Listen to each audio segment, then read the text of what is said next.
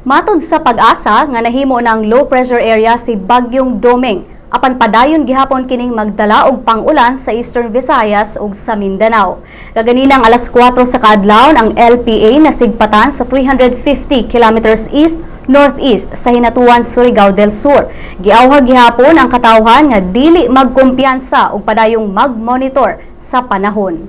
Alang sa dugang detalye sa kahimtang sa panahon, atong paminawon si Netherlands Saletrero gikan sa Pag-asa Mactan. Ang Tropical Depression Doming nihinay ug nahimo na kining low pressure area.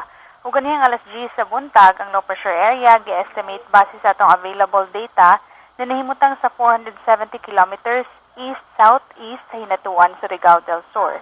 Ug sa atong forecast, gikan Huwebes ngadto sa Sabado, ang Cebu ug Bohol makasinati og mapanganuron na kalangitan inubanan sa init na panahon. Samtang ang Negros Oriental ug Siquijor makasinati og katag na pagpanag-om ug init na panahon.